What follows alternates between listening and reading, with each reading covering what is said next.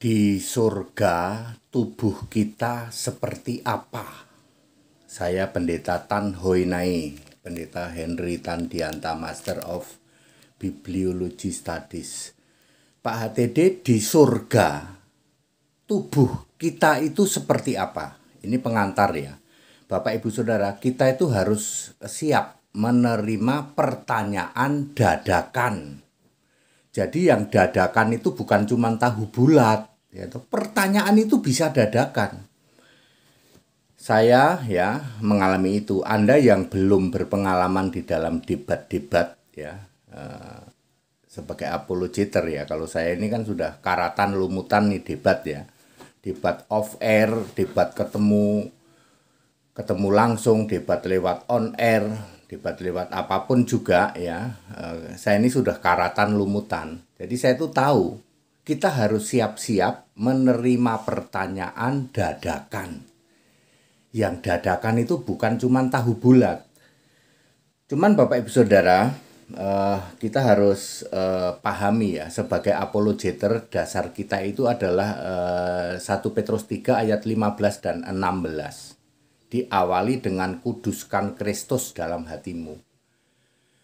Jadi lawan debat kita kan tidak mengkuduskan Kristus dalam hatinya. Tenang aja Pak, kita pasti menang. Kan mereka menghujat Kristus toh, sedangkan kita mengkuduskan Kristus, kita pasti menang. Lalu di kalimat terakhir 1 Petrus 3 ayat 16 itu harus dengan murni. Murni itu artinya jangan menjatuhkan dia. Suatu saat saya di dalam debat di Jogja, lawan debat saya Mukalab itu sampai minjem kitab Tanak. Pinjem dulu kitab Tanak ke Saksi Yehova. Masih baru kitabnya. Ditunjukin ke saya. Ini loh ada Tanak. Ini Tanak bukan Talmud. Kalau saya tidak ingat dengan yang namanya murni, atau jangan menjatuhkan orang lain, itu saya sudah bilang buang. Tapi karena saya ini masih baik hati gitu, udahlah di situ kan nggak ada Yesus, sudahlah jangan tunjukin ke saya. Ya para mukalab itu kalau debat pinjeman kitab dulu sama Saksi Yehova. Ya. Serius Pak, serius pinjeman dulu ya. Seperti itu. Ngopi dulu.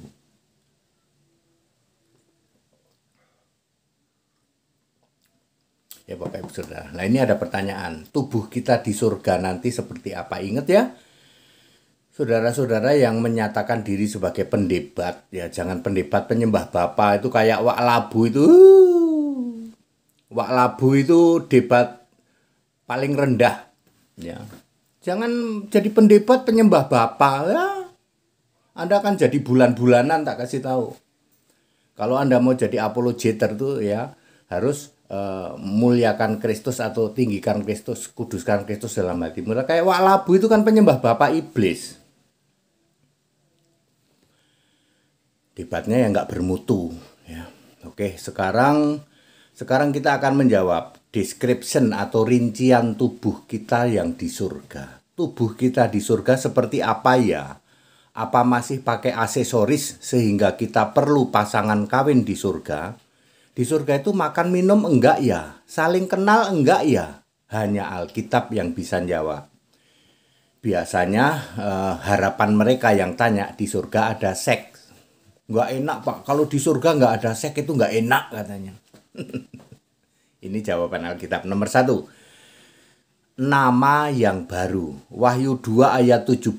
Kita akan mendapat nama yang baru dan tidak diketahui oleh siapapun selain oleh kita sendiri dan Allah.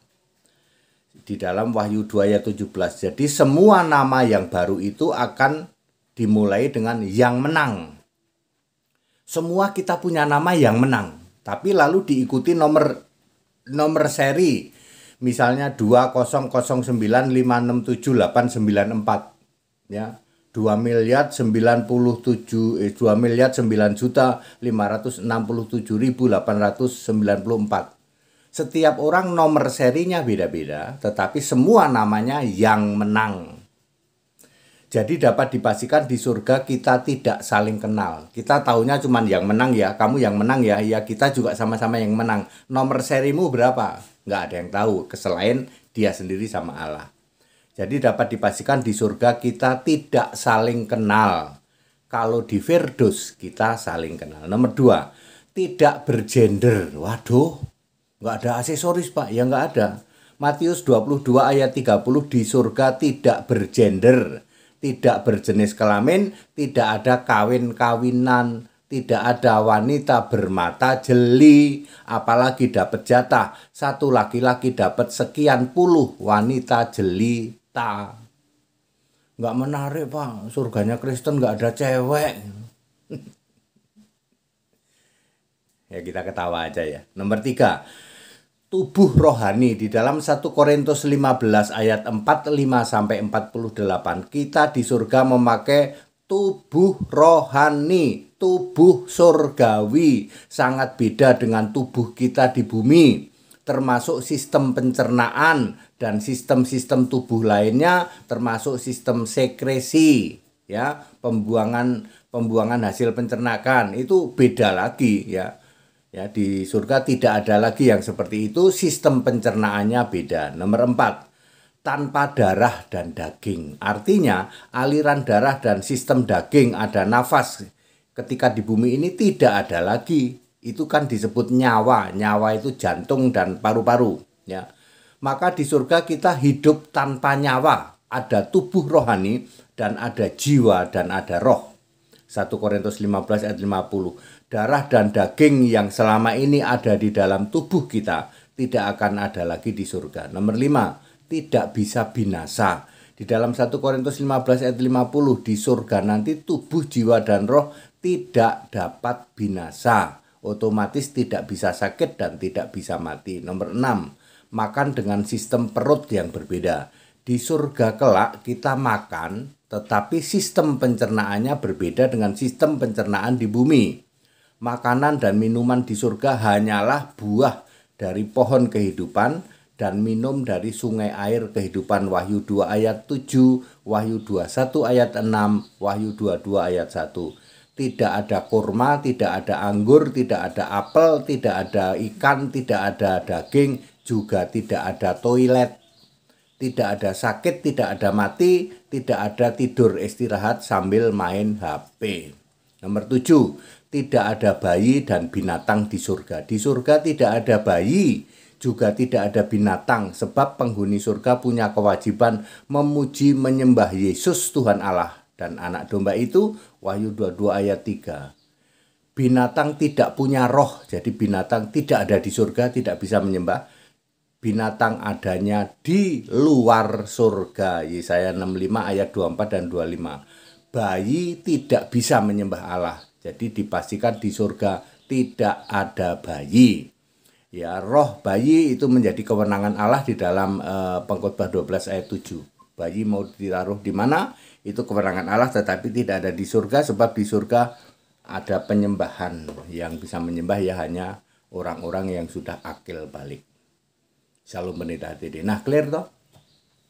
Anda harus siap diberi pertanyaan dadakan. Yang dadakan itu bukan cuma tahu bulat. Anda yang sudah berpengalaman di dalam apologeter, dalam debat-debat. Jadi jangan jadi apologeter kelasnya Susukana, kelasnya Wak Labu. Jangan, itu mah kelasnya effeminate tuh, yang laki enggak, perempuan enggak itu. Ya, Anda ditanya ya gelagapan, ditanya aja siapa Allahmu. Yahweh. Saya pernah nanya loh sama dokter nih, dokter teologi nih ya, dokter teologi. Saya tanya di dalam debat resmi loh, Allah Anda siapa namanya? Allah kami Yahweh. Asal jeplak saja. Ya, para apologeter kaleng-kaleng ditanya Allahmu namanya siapa? Bapak bukan nama. Gak bisa jawab dia. Gak bisa jawab. Sebagai apologeter Anda harus siap. Allahmu siapa namanya? Yesus. Tuhanmu siapa namanya? Yesus. Seandainya Yesus lahir di Jawa, namanya tetap Yesus apa ganti Slamet? Yesus. Seandainya Yesus itu lahirnya di Arab, namanya tetap Yesua, tetap Isa, atau jadi Abu Bakar. Isa, Yesus, Yesua. Anda harus siap dengan pertanyaan seperti itu. Itu baru apologeter. Jangan kayak Wak Labu, kayak Susukana, kayak effeminate itu laki enggak, perempuan enggak. Ya. Kalau sama HTD semua pertanyaan 1 menit. Saya bukan sombong Bapak Ibu Saudara.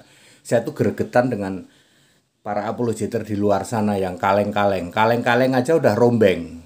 Kaleng-kaleng rombeng. Para apologeter di luar sana koar-koar nyebar bau mulut doang. Kaleng-kaleng rombeng. Dia tidak siap ditanya dengan dadakan. Yang dadakan itu bukan cuma tahu bulat. HTD gitu loh ya. Terjungkal semua ya.